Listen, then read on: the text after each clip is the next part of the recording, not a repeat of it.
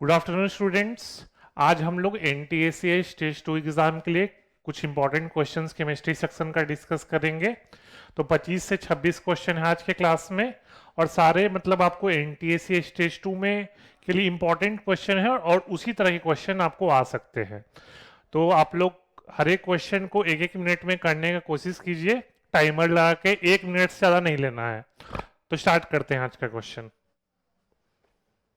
First question है, बताओ first का क्या होगा आंसर, सॉल्व करो।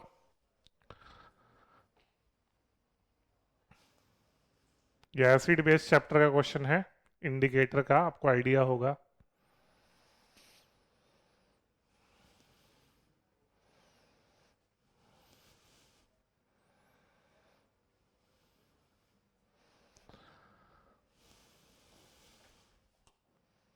काफी लोग का सही आंसर है, वेरी गुड। देखो इस तरह के क्वेश्चन में ना आप लोग कर तो लिए हो ऐसे, लेकिन फिर भी हम बोलेंगे, सही है आप लोग सबका आंसर सही है, लेकिन फिर भी हम बोलेंगे पहले इक्वेशन जरूर लिख लेना। क्योंकि अगर यहां पर HCl है तब तो कोई दिक्कत नहीं हो रहा है, दोनों का कोफिशिएंट सेम है, इसलिए डायरेक्टली मोल्स देख लो, है ना। 1 मिलीमोल है इसका, देख सकते हो आप, है ना। 1 मिलीमोल है, 1 मिलीमोल, और 1 मिलीमोल एसिड का भी है, 10 × 1/10, 1 मिलीमोल एसिड का भी है। तो दोनों एसिड बेस का सेम मिलीमोल्स हैं, 1 मिलीमोल, दोनों का कोफिशिएंट भी सेम है, तो सॉल्यूशन न्यूट्रल होगा, और न्यूट्रल सॉल्यूशन पे लिटमस का कोई इफेक्ट होने वाला नहीं है। लेकिन फिर से बोल रहे हैं आप इक्वेशन जरूर लिख लीजिएगा, क्योंकि अगर क्वेश्चन में अगर NaOH के जगह कैल्शियम हाइड्रोक्साइड दे देता या HCl के जगह H2SO4 दे देता तो लिमिटिंग रिएजेंट का कॉन्सेप्ट लग सकता था। तो प्लीज, है ना, इस तरह क्वेश्चन में एक बार इक्वेशन जरूर लिख लीजिएगा, क्योंकि कई बार जो क्वेश्चन देखने में काफी इजी लगता है, छोटा मोटा मिस्टेक के चलते गलत हो जाता है आपका। ठीक है ना, फिर कोई दिक्कत, पढ़े आगे, बोलिए।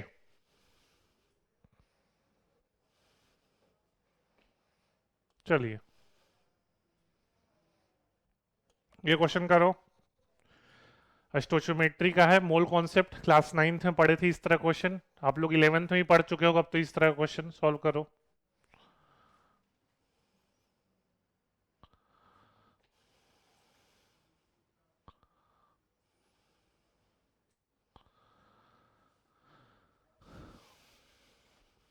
पूछ रहा है कि 392 मिलीग्राम H2SO4 से 1.204 इंटू 10⁻21 मॉलिक्यूल रिमूव कर दिए, तो H2SO4 का कितना मोल्स बचा, सॉल्व कीजिए, है ना। अब तो आप लोग सब के लिए बहुत इजी क्वेश्चन होगा ये।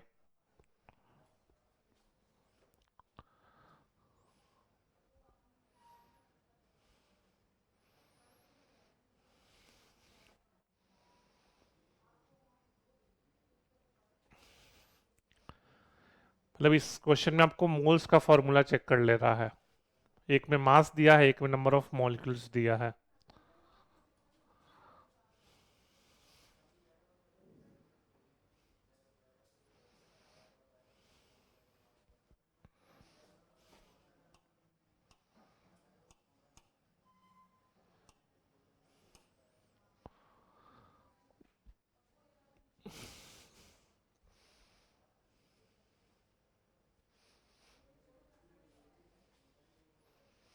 सही है, गुड, काफी लोग का सही है, देख लो।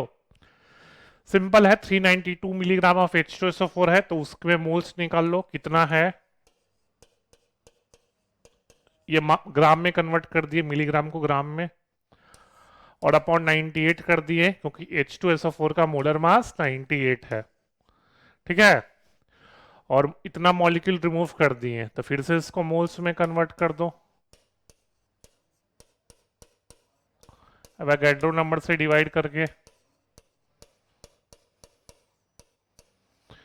तो ये हो जाएगा 4 × 10⁻³ ये हो जाएगा 2 × 10⁻³ हटा दो, 2 × 10⁻³ काफी इजी क्वेश्चन था। है ना। बस आपको एक बार मास को मोल्स में कन्वर्ट करना था, एक बार मॉलिक्यूल्स को मोल्स में कन्वर्ट करना था। तो अब तो ये क्वेश्चन आप लोगों को काफी इजी लगेगा। 11th में इससे काफी डिफिकल्ट डिफिकल्ट क्वेश्चन कर चुके हो। कोई डाउट है? नहीं तो बढ़ो आगे, बोलिए। चलिए नेक्स्ट क्वेश्चन प्रोसीड करते हैं। ये क्लास 9th का क्वेश्चन है, आप पढ़े हो, ये याद होना चाहिए, ये सब समझ गए। वो टेबल जो आपको याद हुआ कहाँ पे है।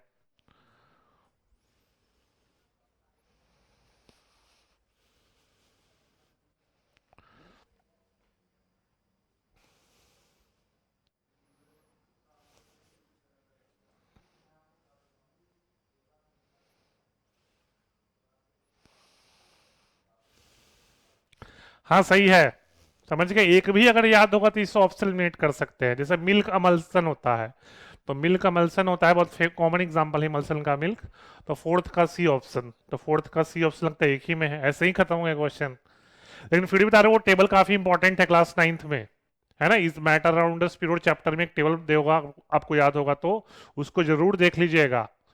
उससे क्वेश्चंस आते हैं, और वो बच्चों से नहीं होता क्योंकि उनको टेबल याद नहीं रहता, तो प्लीज उसको याद कर लीजिएगा। चलिए आगे बढ़ते हैं, ये तो इजी क्वेश्चन था, मतलब एक से हो गया एलिमिनेट। बहुत इजी क्वेश्चन है ये भी, है ना। अब आप लोग 11th में आ गए हो, तो ये सब तो बहुत इजी क्वेश्चन है आप लोग के लिए। हमको लगता है इस बार एनटीएससी स्टेज 2 का क्वेश्चन थोड़ा टफ करेगा। अच्छा नहीं, वैसे तो पीसीएम का तो वेटेज कम ही होता है।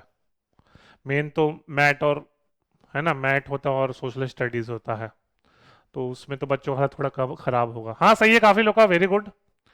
पहला ही रेडॉक्स है, देख लो। CuI2 का मतलब क्या हुआ, कॉपर 2+ और I-।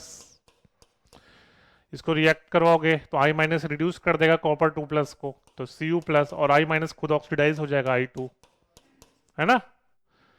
सिंपल है ना। I- एक रिड्यूसिंग एजेंट होता है जो कि Cu2+ को आपको रिड्यूस कर देता है। इसलिए ध्यान रखिएगा कि इंपॉर्टेंट कॉन्सेप्ट है, ये आपको 11th में भी काम आता है। CuI2 स्टेबल नहीं होता, एक चीज याद रखिएगा कि CuI2 ये स्टेबल नहीं होता। FeI3 ये भी स्टेबल नहीं होता। क्यों? क्योंकि I- एक स्ट्रॉन्ग रिड्यूसिंग एजेंट होता है, और वो कॉपर 2+ और Fe3+ दोनों को रिड्यूस कर देगा। क्या कर देगा? रिड्यूस कर देगा। तो जैसे कि यहां पर देख रहे हो, I- Cu2+ को Cu+ में रिड्यूस कर दिया, उसी तरह से Fe3+ को Fe2+ में रिड्यूस कर देगा। तो ये ध्यान रखिएगा, ये 11th का भी क्वेश्चन हो गया कि इनमें से कौन सा कंपाउंड स्टेबल नहीं होता। तो CuI2 FeI3 दोनों अनस्टेबल कंपाउंड है। रीजन है I- is a powerful reducing agent. किसी को दिक्कत? बोलिए, हाँ या ना। चलो फिर आगे बढ़ते हैं।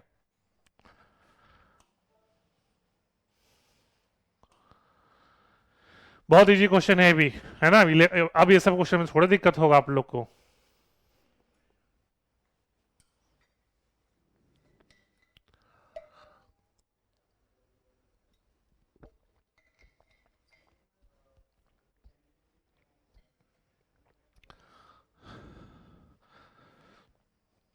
सही है सब कम, देखो ना, काफी इजी इजी क्वेश्चन है।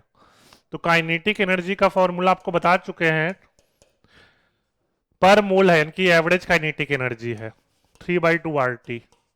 तो मतलब सिर्फ टेम्परेचर पे डिपेंड करता है, गैस के मॉलिक्यूलर मास पे डिपेंड नहीं करता काइनेटिक एनर्जी। तो आंसर 4 होगा। ठीक है ना, याद रखिएगा, एवरेज काइनेटिक एनर्जी सिर्फ टेम्परेचर पे डिपेंड करता है, गैस के मोलर मास पे डिपेंड नहीं करता। ये भी सबका सही है, वेरी गुड।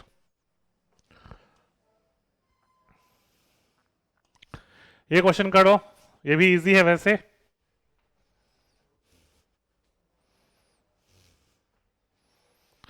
है ना। हाइड्रोक्लोरिक एसिड में हम सोडियम हाइड्रोक्साइड डाल रहे हैं, तो टेम्परेचर और वॉल्यूम ऑफ NaOH एडेड के बीच ग्राफ प्लॉट करना है।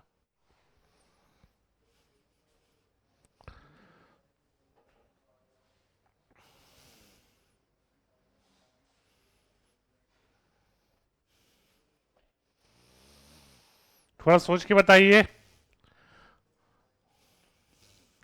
अरे इस क्वेश्चन में कुछ लोग गलती कर रहे हैं। इस क्वेश्चन में पहला क्वेश्चन है जिसमें लोगों ने गलती करना शुरू कर दिया।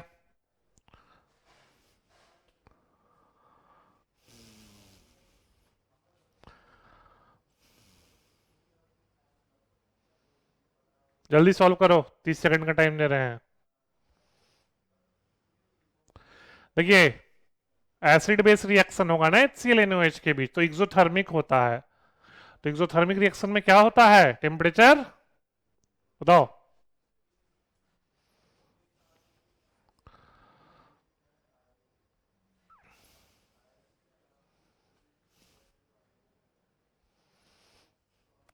सही है चेष्टा, वेरी गुड, सही है। 2 होगा। देखिए होता क्या है, इनिशियली जब आप HCl में NaOH डालोगे, एक्सोथर्मिक रिएक्शन है, टेम्परेचर बढ़ते जाएगा। फिर क्या होगा, जब आप NaOH डालते जाओगे और HCl कंप्लीटली कंज्यूम हो जाएगा, तो उसके बाद NaOH डालने से कोई फर्क पड़ने वाला नहीं है। तो कुछ टाइम के बाद मिक्सचर ठंडा होते जाएगा, तो मिक्सचर ठंडा होने लगेगा तो टेम्परेचर कम होते जाएगा। मतलब कंफ्यूजन 1 और 2 में था, समझ में आ गया। 3 4 तो पूरा गलत था, याद रखना। एक्सोथर्मिक में टेम्परेचर बढ़ता है, इंडोथर्मिक में टेम्परेचर घटता है। रिएक्शन बीकर देखोगे या रिएक्शन मिक्सचर देखोगे, तो एक्सोथर्मिक में वो गर्म हो जाता है, इंडोथर्मिक वो ठंडा हो जाता है।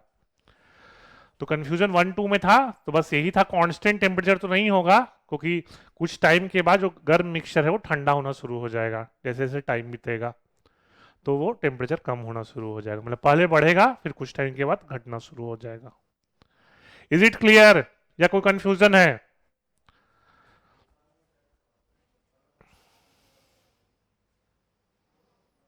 क्लियर है, ठीक, बढ़ते हैं आगे। ये करो, बहुत इजी क्वेश्चन है। अब तो आप लोग के लिए बहुत इजी क्वेश्चन है ये सब। ये भी 11th के ही कॉन्सेप्ट पे है, बहुत इजी है आप लोग के लिए।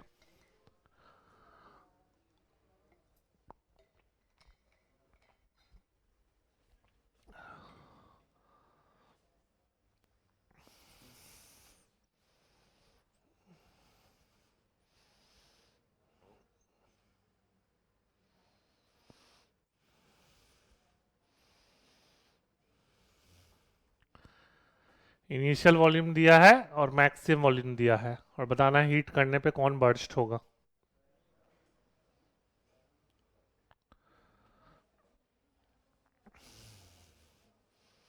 लोगों के आंसर आना शुरू हो गए हैं।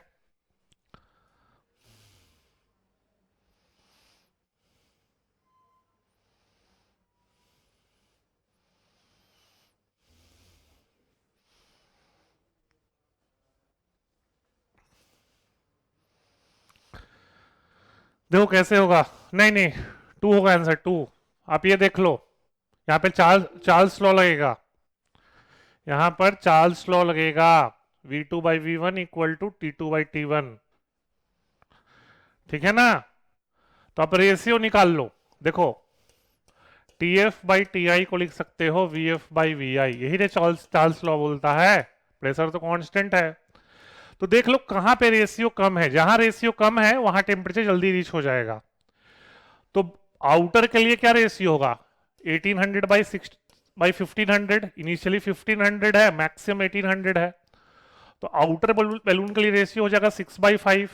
इनर बलून के लिए क्या है, इनिशियली आपको 600 है, फाइनल 800 है, मैक्सिमम 800 है। तो ये 4/3, तो आपको पता है 6/5 छोटा वैल्यू होता है, 4/3 बड़ा वैल्यू होता है, तो मतलब 6/5 रेशियो पहले 10 हो जाएगा। 6/5 रेशियो पहले 10 हो जाएगा, मतलब अगर आप टेम्परेचर बढ़ाते जाओगे तो आउटर वॉल्यूम के लिए फाइनल टेम्परेचर जल्दी रीच हो जाएगा।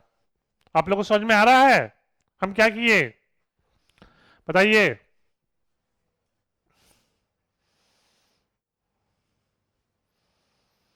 है ना, final volume upon initial volume का रेशियो ले लिए, है ना। तो जहां रेशियो कम है वहां फाइनल टेम्परेचर जल्दी रीच हो जाएगा, तो आंसर 2 हो जाएगा।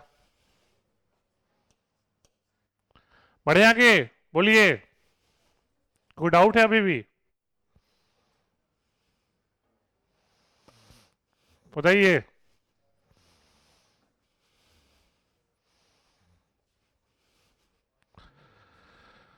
ठीक है फिर ये करो। पीरियोडिक का क्वेश्चन है, इजी क्वेश्चन है।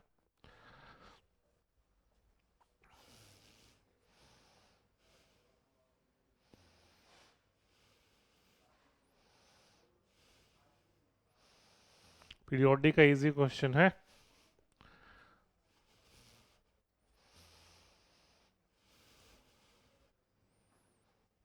ध्यान से ठीक से ऑप्शन देखिए।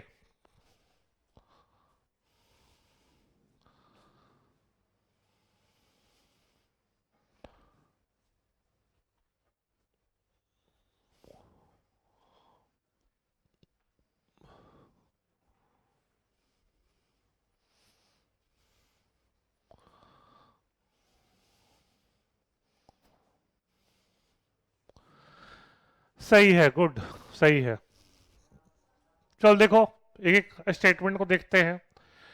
Electron affinity defined as ionisation energy of unique negative gaseous ion. हम रिएक्शन देख लेते हैं क्लोरीन से देख के। तो इलेक्ट्रॉन एफिनिटी का ये होता है reaction Cl plus C give Cl minus. और पूछ रहा है ionisation energy of uni negative gaseous ion, मतलब Cl माइनस का आयनाइजेशन का बात करें तो ये होता है कुछ। आयनाइजेशन में क्या होता है, लूज करता है ना, तो Cl, सॉरी एक मिनट,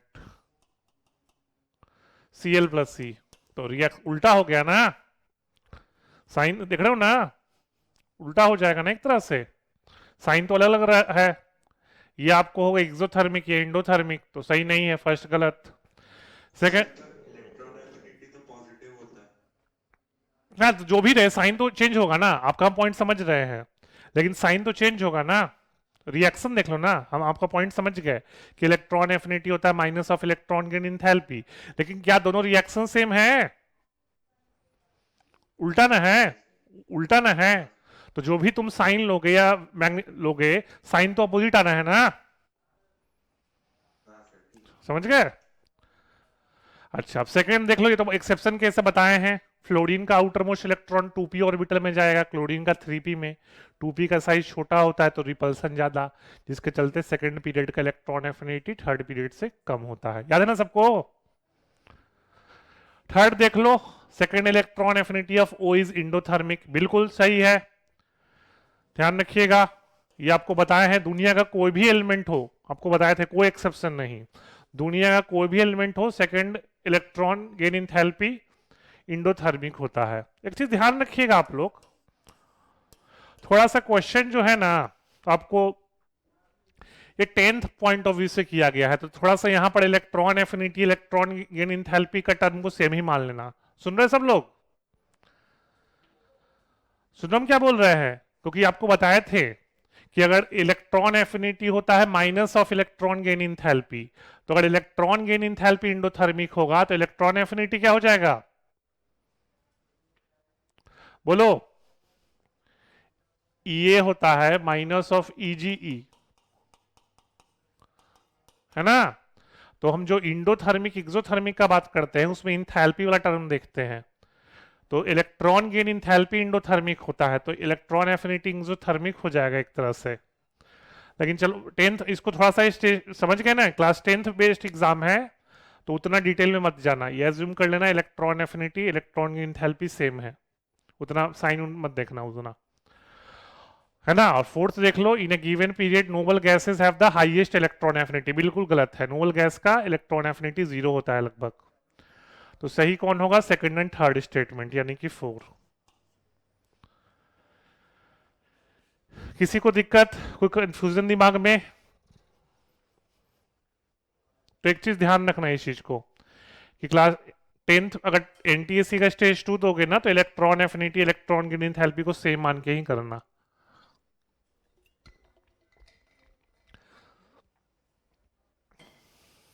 वैसे ऑप्शन भी देख सकते हो आप, समझ गए? ऑप्शन से ही पता चल जाएगा। ठीक है, फिर तो आगे बढ़ते हैं। ये तो बहुत इजी क्वेश्चन है, ये तो बहुत इजी क्वेश्चन है।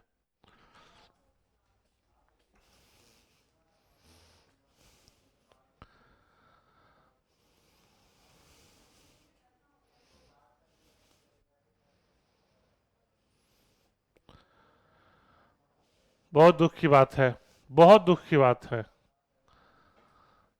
ये सब गलती नहीं होना चाहिए। देखो, ये कीटोन है, ये ब्रोमो, और ये कार्बोजिलिक एसिड है। समझ गए? COOH। थोड़ा ठीक से देखना चाहिए। ये एल्डिहाइड है, CHO। ध्यान से देखना भाई। ये कीटोन है और ये अल्कोहल है, तो आंसर कीटोन फर्स्ट होगा। ध्यान से देखिएगा, ये सब गलती थोड़े करोगे, मतलब लोग इसमें भी लोग गलती कर रहे हैं। ठीक है ना? तो कीटोन दोनों में कॉमन है। याद रखना, अगर कीटोन हाइड्रोजन से जुड़ जाए तो एल्डिहाइड हो जाता है, और कीटोन OH से जुड़ जाए तो कार्बोक्सिलिक एसिड हो जाता है। अलग अलग ट्रीट मत करना कि कीटोन अलग और अल्कोहल अलग। ये सब क्वेश्चन गलती नहीं होना चाहिए भाई। देख लेना फंक्शनल ग्रुप आप लोग। चलो आगे बढ़ते हैं। ये बॉन्डिंग का बेसिक क्वेश्चन है। 10th में तो मान सकते थे आप लोग को दिक्कत होता, 11th में तो अब ये क्वेश्चन आप आराम से कर दोगे। बताओ।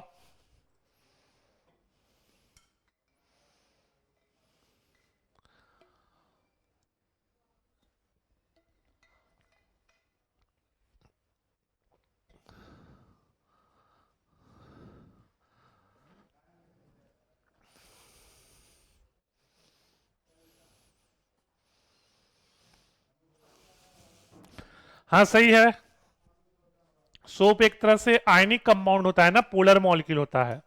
सोप क्या होता है, आप पढ़े हो, सोप होता है ना, sodium salt of higher fatty acid. तो ये सोप होता है, तो एक तरह से आयनिक कंपाउंड हो गया, पोलर मॉलिक्यूल। और ऑयल हाइड्रोकार्बन होता है। आपको पता है ऑयल्स आर हाइड्रोकार्बन, तो हाइड्रोकार्बन होता है नॉन पोलर मॉलिक्यूल।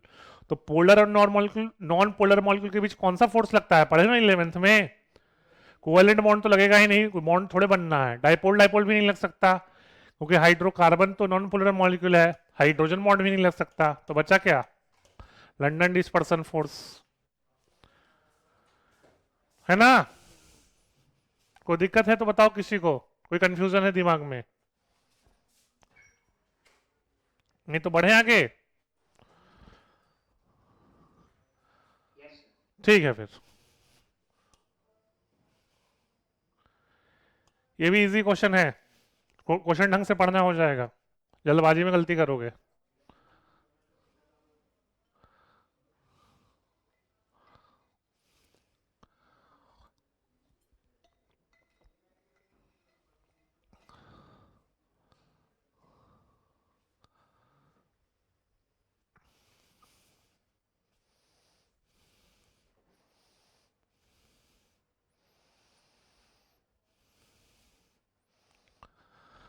बहुत दुख की बात है।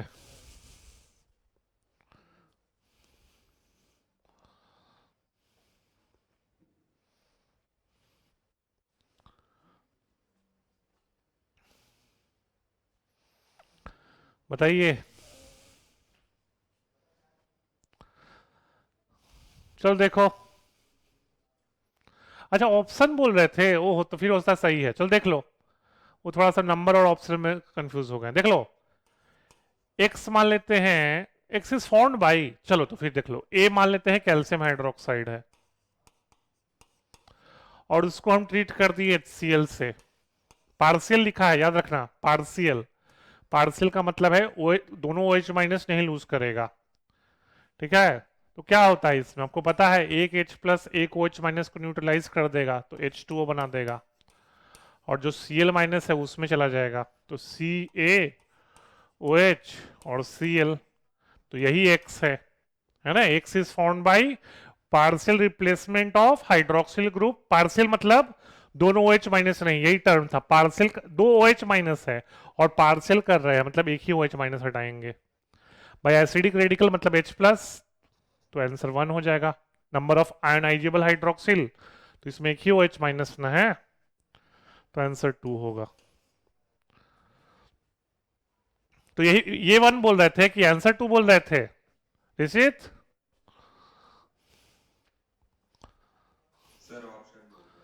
अच्छा ऑप्शन मतलब टू बोल रहे थे ना, मतलब वन आंसर है ना। हाँ हाँ सर। ठीक ठीक ठीक, आगे बढ़ें, किसी को दिक्कत है बोलो। चलो फिर आगे बढ़ते हैं, जिसको दिक्कत हो प्लीज पूछ लेना। ये तो बहुत इजी क्वेश्चन है, ये तो 9th क्लास का क्वेश्चन है, करो। ये तो डिफिनेशन ही हो गया एक तरह से।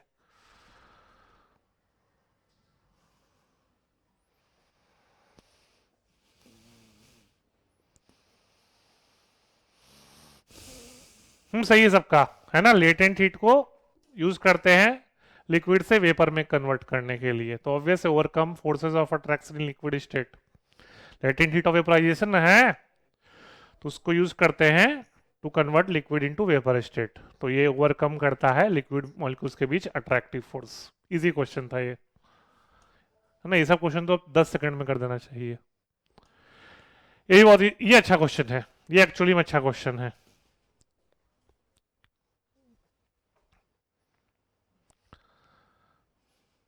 वैसे आपको नहीं भी पता है तो ऑप्शन एलिमिनेट कर सकते हो, ऑप्शन एलिमिनेट कर सकते हो।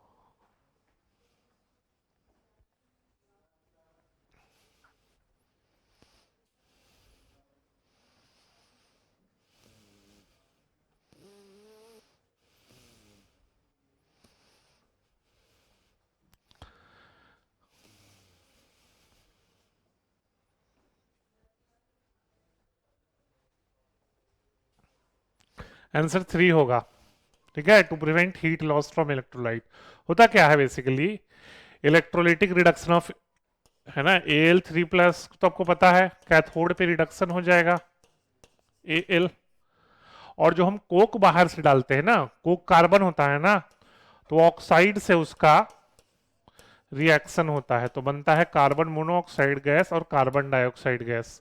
वो तो बैलेंस करने के साथ देख सकते हो आप, है ना, वो तो बैलेंस कर सकते हो आप। यहाँ 2 इलेक्ट्रॉन हो जाएगा, यहाँ 4 इलेक्ट्रॉन हो जाएगा, तो उसमें हीट इवॉल्व करेगा, है ना, एक्सोथर्मिक रिएक्शन है, तो उस हीट से हीट लॉस का प्रिवेंशन हो जाएगा, ठीक है। आंसर 3 है, मतलब फर्स्ट सेकंड का कोई नहीं है, समझ रहे हो ना आप। प्रिवेंट रिडक्शन ऑफ एल्यूमिनियम, नहीं नहीं ये नहीं होता, ऑक्सीडेशन नहीं होता। मेन है कि जो कोक हम डालते हैं ना, कार्बन होता है, वो ऑक्साइड आयन जो होता है ना एल्यूमिना का फॉर्मूला Al2O3 होता है, उम्मीद करते हैं आपको पता होगा। एल्यूमिना का फॉर्मूला Al2O3 होता है, तो वो ऑक्साइड आयन जो बनता है ना, उस वो कार्बन को ऑक्सीडाइज कर देता है, तो उसमें जो हीट रिलीज होता है ना, एक्सोथर्मिक रिएक्शन है, वो हीट लॉस को प्रिवेंट करता है। ये अच्छा क्वेश्चन था एक्चुअली में, ये मतलब इस तरह का क्वेश्चन आपको आपको ऑप्शन लेट करना पड़ेगा, मतलब ये 11th का क्वेश्चन है, मतलब 12th का क्वेश्चन है, 10th में तो पढ़ना ही नहीं था ये सब। हो गया, बोलिए, बढ़े आगे।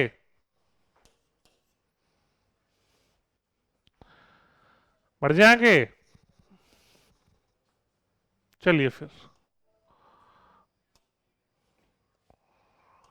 ये करो, ये इजी क्वेश्चन है स्ट्रक्चर ऑफ एटम का।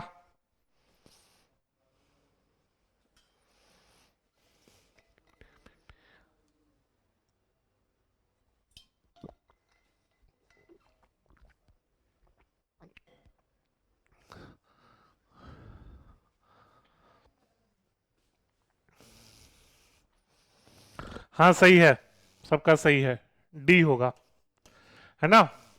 रदरफोर्ड ने न्यूक्लियस का डिस्कवरी किया था, गोल्डस्टीन ने प्रोटॉन का, चैडविक ने न्यूट्रॉन का, बोर ने एनर्जी सेल का। ये तो 11th में ही पढ़े हो, 9th में ही पढ़े थे, इजी क्वेश्चन था ये तो।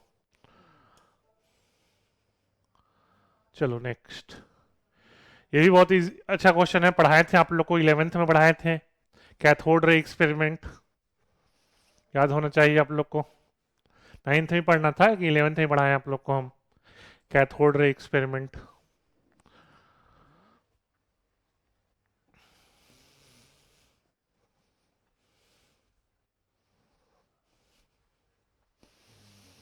हाँ सही है, वेरी गुड। कैथोड रे आपको पता है, कैथोड रे एक तरह से स्ट्रीम ऑफ इलेक्ट्रॉन्स होता है, stream of negatively charge particle electron. Electron एक फंडामेंटल पार्टिकल है, वो नेचर ऑफ गैस पे डिपेंड नहीं करता। समझ में आ गया? तो आंसर बी होगा। ये तो साफ साफ दिया है कैरेक्टरिस्टिक्स ऑफ कैथोड रेज में, क्लास 11th के एनसीईआरटी में साफ साफ दिया है, 9th में भी दिया होगा। ठीक है, तो ये सब थोड़ा सा 11th का बेसिक आ सकता है, पहले बता रहे हैं। अब आप लोग सब 11th में आ चुके हो, तो थोड़ा बहुत 11th के बेसिक को टच करता है एनटीएससी-2 में। ये मत सोचना कि केवल 9th-10th का पूछेगा, हल्का फुल्का बेसिक टच करता है। ठीक है, फिर आगे बढ़ते हैं। ये करो, बहुत इजी क्वेश्चन है।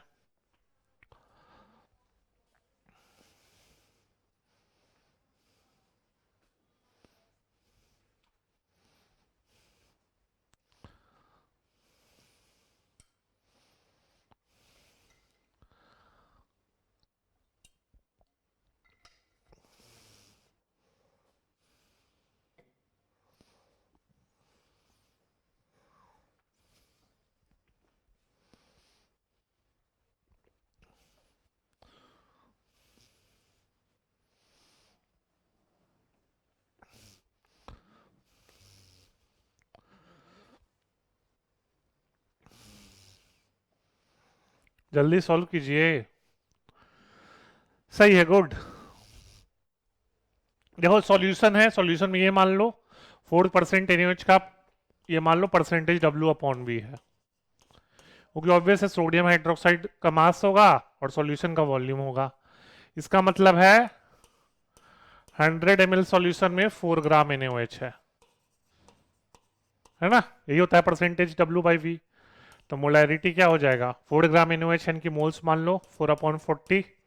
NaOH का मोलर मास 40 होता है। 100 ml है, इसको लीटर में कन्वर्ट कर दो, 0.1। मोलैरिटी क्या होता है? Number of moles of solute upon volume of solution in litre. तो 0.1/0.1 यानी कि 1 मोलर,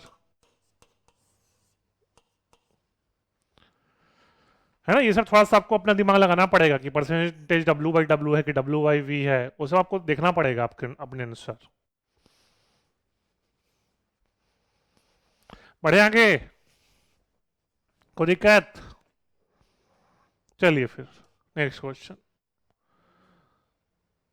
17th, बहुत इजी क्वेश्चन है ये भी। ये क्लास 9th का क्वेश्चन है, ये 9th का क्वेश्चन है, इसको तो हम नहीं बोलेंगे कि ये 11th का क्वेश्चन है। ये सब तो सॉल्व करने की भी जरूरत नहीं है, आप ऐसे ही कर सकते हो।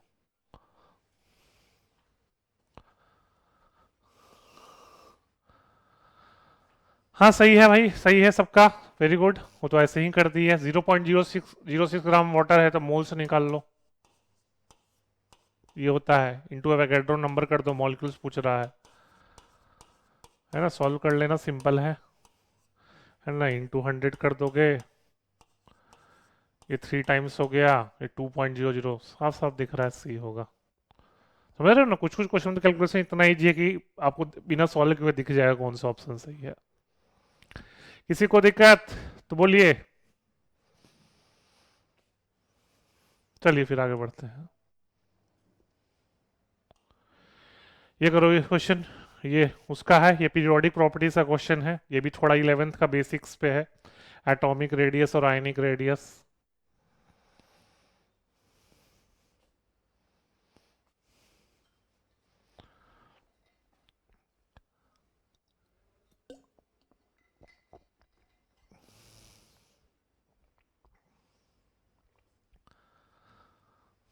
हाँ सही है,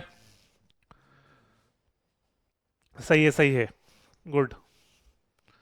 है ना? एक चीज याद रखना हमेशा कि कटायनिक रेडियस एटम के रेडियस से छोटा होता है और अनायनिक रेडियस एटम के रेडियस से बड़ा होता है। मतलब ये देख सोच लो, जनरल हिंट है, m plus less than m minus, इसको याद रखना हमेशा। कटायनिक रेडियस एटम के रेडियस से छोटा और अनायनिक रेडियस एटम के रेडियस से बड़ा। तो अब देखो Na प्लस में Na बड़ा होगा, Bri तो सिंपल है, पीरियोडिक टेबल में ऊपर से नीचे नंबर ऑफ सेल्स बढ़ता है, साइज बढ़ेगा, आई बड़ा। Cl माइनस में Cl माइनस बड़ा, अभी बताएं अनायनिक रेडियस एटम से बड़ा होता है। Bmg का भी साफ पता है, ऊपर से नीचे साइज बढ़ता है तो mg बड़ा है ना, तो D होगा। मेन इसमें भी यही कॉन्सेप्ट था कि cationic radius is smaller than atom radius and atom का radius is less than anionic radius. कोई दिक्कत कि बढ़े आगे? चलो फिर नेक्स्ट क्वेश्चन।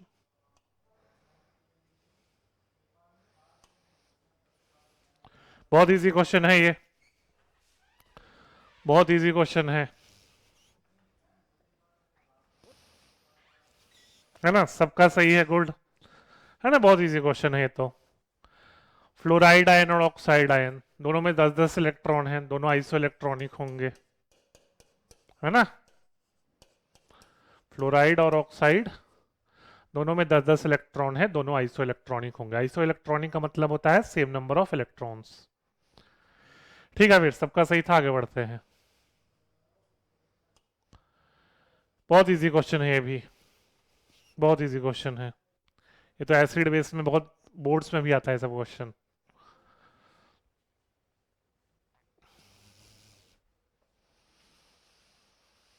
सही है, सबका सही है। मॉइस्ट होना चाहिए, समझ गए, आपको पता है आयनाइज होने के लिए मॉइस्ट होना चाहिए, ड्राई पे कोई इफेक्ट नहीं होता, ठीक है ना। मॉइस्चर चाहिए, वाटर चाहिए हमको कलर चेंज करने के लिए, कि ड्राई से कोई कुछ नहीं होने वाला। बढ़ते हैं आगे।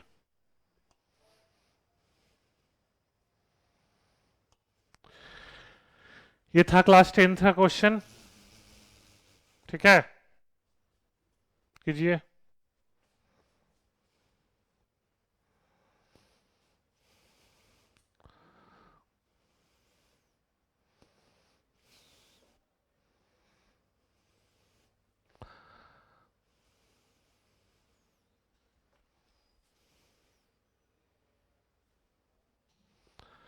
सही है तो देख लो, सही है सबका। ब्लू विट्रॉल होता है CuSO4.5H2, आपको पता है ब्लू विट्रॉल होता है, हीट करने पे कॉपर सल्फेट और 5 water molecule of crystallisation lose कर देता है ये, तो इसका कलर ब्लू होता है और इसका वाइट होता है। तो आंसर होगा 2 एंड 3। ध्यान रखिएगा एक चीज इंपॉर्टेंट है, जो ब्लू विट्रॉल है ना उसमें कलर वाटर ऑफ क्रिस्टलाइजेशन के चलते होता है, ये इंपॉर्टेंट है, ये भी पूछ सकता है।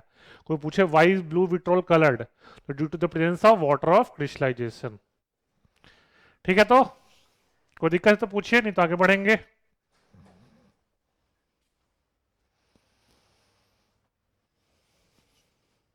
चलिए फिर,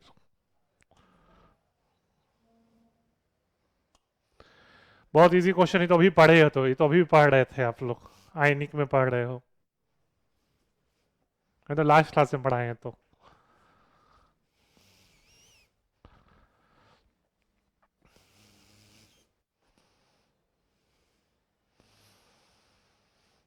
देखिए, अब ये क्वेश्चन एक्चुअली में एडवांस में भी आ चुका है, जेई एडवांस्ड में, और इसका आंसर सी और डी दोनों होगा। बुक्स में सी ही देता है लेकिन डी भी होगा, क्योंकि देख लो टिन जो है, खुद सोचो, जो टिन है ये ग्रुप 14 में बिलोंग करता है ना, और पीरियड क्या होगा चेक कर लो, कार्बन सिलिकॉन जर्मेनियम टिन, तो ग्रुप क्या हो जाएगा, carbon group 2, sorry period 2, silicon period 3, germanium period 4, tin period 5, ठीक है ना। तो पीरियड 5 में है ये, तो इसके पास एम्प्टी डी ऑर्बिटल होगा, हाँ या ना, बोलो। तो जब एम्प्टी डी ऑर्बिटल होगा तो उसमें इलेक्ट्रॉन एक्सेप्ट कर सकता है ना। सी तो समझ में आ गया सबको, सी तो आप देख सकते हो साफ साफ, ऑक्टेट इनकम्प्लीट है ना, इसमें तो कुछ सोचना है ही नहीं। बी नहीं होगा, बी आयनिक कंपाउंड ना है, Mg2+ हो गया ना, ये तो अब सेकंड पीरियड में आ गया। ठीक है, तो इसका सी डी दोनों होगा, सी ज्यादा अप्रोप्रिएट है लेकिन डी गलत नहीं हो सकता। तो अगर ये क्वेश्चन कंपटीशन में आएगा ना तो सी डी दोनों सही हो जाएगा। लोग सी ही लगाते हैं, डी पे ध्यान नहीं देते, लेकिन डी भी सही है क्योंकि जो टिन है बिलोंग्स टू पीरियड 5, पीरियड 5 में डी ऑर्बिटल होता है, तो डी ऑर्बिटल में इलेक्ट्रॉन बाहर से एक्सेप्ट कर सकता है। और सी तो इसलिए क्योंकि ऑक्टेट इनकम्प्लीट है। कोई दिक्कत बोलो, बढ़े आगे, चलिए फिर।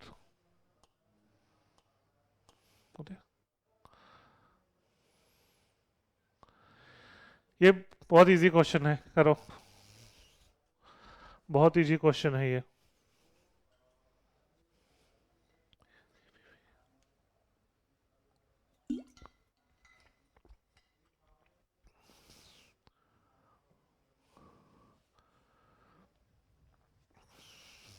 ये कहाँ पढ़ लिया आप लोग? भाई दोनों बनाते हैं ना मिशेल्स, ये डिटर्जेंट है, ये सोप है, तो डिटर्जेंट मिशेल नहीं बनाता, ये कहाँ पढ़े हो आप लोग? दोनों बनाएगा, ये होगा आंसर। ठीक है, पहला डिटर्जेंट है, दूसरा सोप है, दोनों मिशेल से बनाता है। बढ़े आगे, चलो फिर।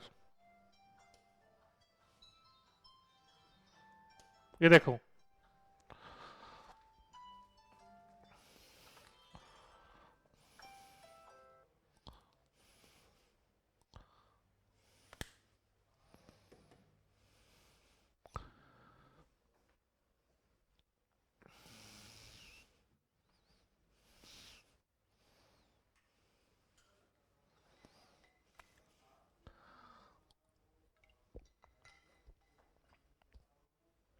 हाँ सही है, गुड। भाई रूम टेम्परेचर का बात कर रहा है, रूम टेम्परेचर का मतलब होता है 25 डिग्री सेल्सियस, तो साफ साफ दिख रहा है 25 डिग्री सेल्सियस पे वही सब्सटेंस लिक्विड होगा जिसका मेल्टिंग पॉइंट और बॉइलिंग पॉइंट के बीच लाई करे, है ना, याद रखना। अगर टेम्परेचर मेल्टिंग पॉइंट और बॉइलिंग पॉइंट के बीच लाई करे तो सब्सटेंस लिक्विड स्टेट में होता है, तो उसका आंसर फर्स्ट होगा। फर्स्ट का मतलब कौन सा? एक्स। ठीक है, ये तो सिंपल है, तो 9th का है, बहुत इजी क्वेश्चन है। कोई डाउट है तो बोलो, नहीं तो आगे बढ़ेंगे। ठीक है फिर,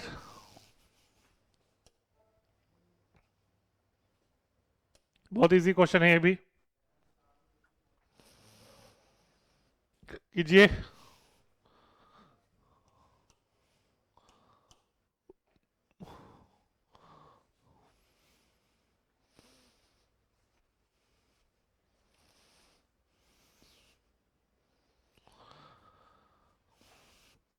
हाँ सही है, सॉल्बिलिटी पर 100 ग्राम निकालते हैं, सॉल्बिलिटी पर 100 ग्राम निकालते हैं, तो 20/1000 इंटू 100 कर देंगे,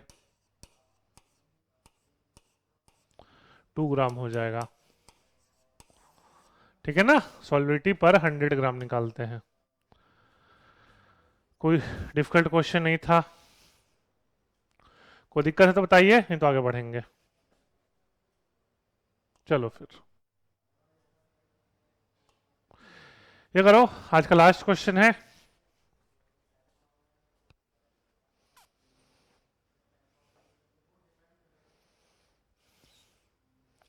कैसे एक्सट्रैक्ट करते हैं हाईली इलेक्ट्रोपॉजिटिव मेटल को? पढ़ना था ये क्लास 10th में भी।